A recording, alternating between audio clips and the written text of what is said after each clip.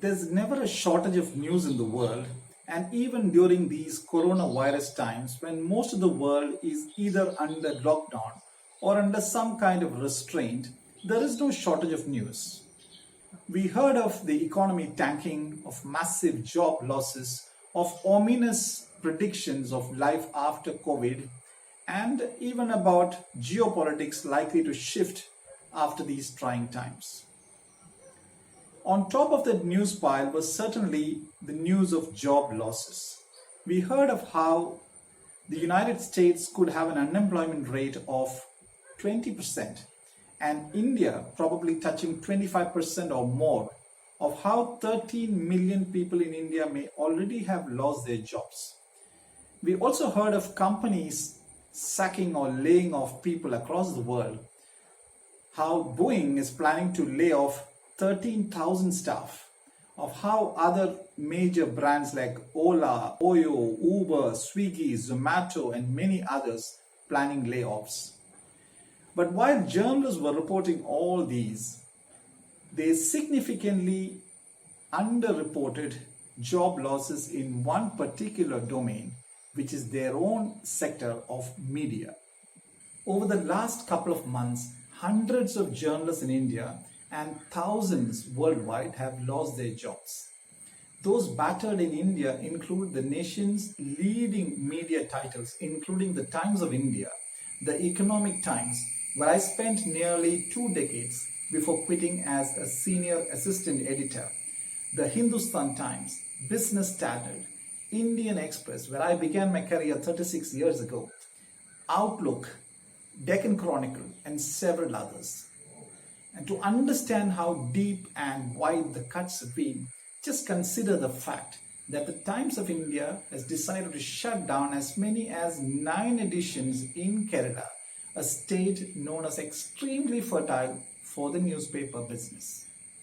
The shock and pain of journalists who lost their jobs could not be presented in their own newspapers, but many of them took to social media to express what they felt. The entire team of Sunday magazine of Times of India asked to leave, got a call from my boss, sacked after 24 years from a company I served with love for more than 2 decades, wrote one journalist who lost her job on social media. Another tweeted, 130 people laid off today in Hindustan Times across editions. There was a journalist working there. Scary times.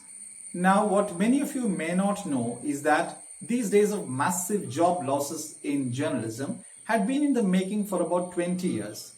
In fact, in my book, Fourth Estate to Rubber Estate, published in 2013, I had mentioned that the decline of print media had begun in 1998 and that television news was losing its charm by 2005. In fact, by 2007, there was even a website called Newspaper Death Watch, which chronicled the daily demise of newspapers around the world. And this week, there was another major shock when one of the world's largest publishers of newspapers, News Corp of Australia, announced the closure of as many as 100 newspaper titles. Because many of my friends would not believe that our industry would ever come to ruin, in 2008 I started a mail service to a few of my friends, pointing out each day which newspaper in some part of the world had closed. I continued that service for 6 years until 2014, by which time there were more than 320 friends on my daily mailing list, and by which time thousands of jobs had been lost in media houses around the world, and media companies had become mere shells of what they were in their best days. And because my friends would still not believe it, to convince them, I made this cover for a book I was going to write, The Death of Journalism as We Knew It. I never got down to writing that book, but by now, most of my fraternity have been forced into believing that warning. So what triggered the decline of the print industry? First and foremost, the internet, or more specifically, the internet in everybody's hands. When we first got this, we thought it is a device for making telephone calls. How wrong and how short-sighted we were. It devastated or disrupted an entire range of sectors. It virtually killed the alarm clock industry. It disrupted the calculator sector, the torch industry, the amateur camera industry, and therefore the camera film industry, the theater sector, the medical sector, the education sector, and the newspaper sector was among its long list of casualties. Prior to the internet arriving in everybody's hands, the entry barrier to a newspaper or television news business was forbiddingly high. For example, if you wanted to start a newspaper company, one had to invest heavily in a printing press, hire a large number of journalists and supporting staff, and also have a well-oiled distribution system to take the product to everybody's hands. The internet changed all that and spawned what was initially called citizen journalists. These individuals could write, shoot, edit, curate, and distribute news all by oneself with a simple mobile phone. At first, these citizen journalists were sneered at by the traditional journalists. After all, news gathering and distribution is a serious business and can't be left to individuals, they argued. It was also argued that when you have a brain tumor, you don't hire a citizen neurosurgeon. These arguments seemed good on the face of it, but as an army of citizen journalists started producing outstanding stories and proved that they also could talk the truth to power without the trapping of big establishments, they had to be acknowledged. Another argument against citizen journalists was that they had their personal biases. But on the counter, it could be argued that newspaper organizations had their institutional biases.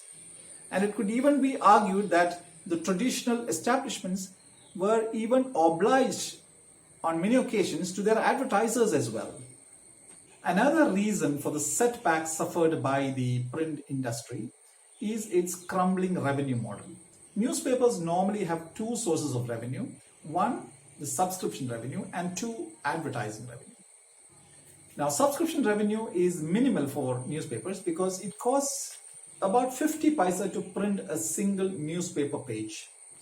Most newspaper pages have 20 pages, which means it costs 10 rupees to print them, not counting other costs.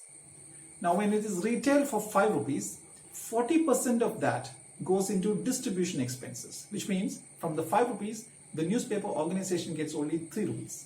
So the 10 rupee product is sold at 3 rupees.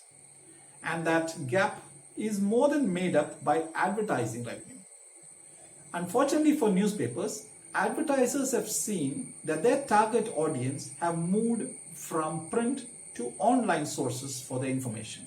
And so they have moved along with their target audience online, leading to severe shortfalls for print media from advertising revenue. Newspaper advertisements can broadly be categorized into 4. Number 1, the display ads, which are the large advertisements that normally appear for brand launches or for corporate brand promotion. But these have mostly moved online. Secondly, there were the classified advertisements. These enable individuals and small companies to advertise for their local needs. But when Craigslist surfaced in the West, a lot of newspapers found their classified advertisement traveling to Craigslist. And even in India, we now have OLX as a popular brand for classified advertising. Thirdly, there are the appointment ads, or what we call the job advertisements. Today, for most young Indians, the preference is to look at a portal like Naukri.com or Glassdoor or a LinkedIn Lite for jobs. And lastly, there are the matrimonial ads. At one time, people relied entirely on newspapers for matrimonial advertisements, but now there are the BharatMatrimony.com, the TamilMatrimony.com, the PunjabiMatrimony.com, the OdiaMatrimony.com, and numerous other options. There is also the fact that some platforms have become so popular for consumers that advertisers have got to be there. Like the TikTok, where I'm told 95% of youth in Punjab are on TikTok, that no advertiser can afford to ignore it. You may wonder why newspapers themselves did not migrate to the internet. They did. In fact, they did it quite early too. But the problem was they could not command the same ad charges that they could in the newspapers. And on the internet, ad revenues came only on the basis of actual views and clicks. And the large establishments proved that they were nowhere as nimble as their competitors were on the internet. While advertising revenues were declining on one side, newspapers are also faced with falling subscriptions on the other. And this is not a unique Indian trend, but globally this has been the same. Even in a country like Japan, which is known for its newspaper fixation, circulations have been dropping. Now, Japan is a country which has newspaper titles like Yomiuri Shimbun, which once had a circulation of over 9 million copies daily. In Japan, between 2000 and 2018, overall industry newspaper circulation has fallen by as much as 10 million in 18 years. And that is primarily because the new generation of Japanese are not so newspaper fixed as their elder generations were. In fact, when my own children were not taking very keenly to newspapers, I was surprised and even a bit annoyed at the beginning, but later came to understand that they were normal children. If they had paid very keen attention to newspapers, somebody might have considered them even abnormal for their age. Many newspapers indeed tried to be more appealing to the younger readers, and in fact, the Daily News and Analysis DNA newspaper launched in Mumbai as an alternative to the Times of India was in fact focused on younger readers and tried to pitch to the younger readers saying that this is not your father's newspaper. But that attempt did not find traction and the paper wound up months before COVID struck. Besides the internet, there has also been one self-destructive element to the decline of traditional media. Traditional media has been in the habit of suppressing news once in a while. When it finds that a particular news item can be detrimental to the interests of its advertisers, whether it's the government which advertises heavily or a corporate house which has a large ad budget, it tends to either suppress the news or completely ignore it. Over a period of time, readers have come to learn of this game, and with their exposure to the internet and social media, they now prefer to listen to a Dhruv Rathi in Delhi or a Shajan Skaria in Thiruvananthapuram rather than lose out on news that are suppressed by traditional media. In fact, this month when Ranjita Raba, a pregnant TV journalist working with Prague News in Guwahati, Assam, was sacked, that news was almost unseen in traditional media while it was all over social media. That hypocrisy even extends to their workplaces as well. For example, when journalists report that a particular steel company has failed to pay wages to its workers or nurses in a hospital have not been paid, they cannot report that they themselves have not been paid by their newspaper organization.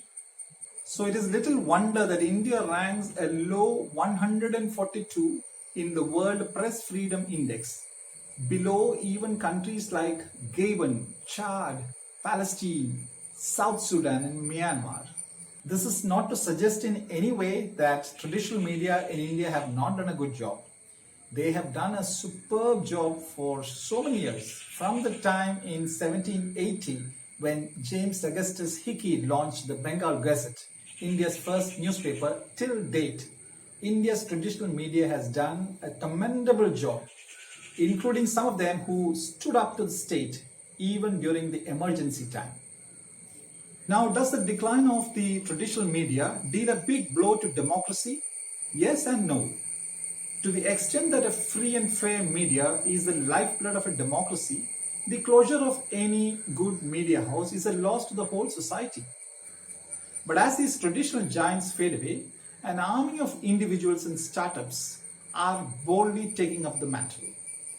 Their task isn't easy at all. Good journalism doesn't come easy or cheap. Imagine how many independent journalists will have the wherewithal to investigate the Rafael deal or find out what exactly is happening on the Indo-China border at Ladakh, or even give a bird's eye view of the workers' crisis that's going on in the country. Fortunately, not all big media brands in the world are in danger of shutting shop. The Wall Street Journal, the Financial Times, the New York Times, the Economist, and many others have put up paywalls, and appreciative audiences are paying for their good journalism. Their experience shows that unbiased, truthful, enlightening, quality journalism still has a bright future. That same internet that disrupted traditional media is now becoming an enabling platform for quality journalism to shake hands with learned, appreciative audiences. If you like this video, please like, share, and subscribe. Thank you.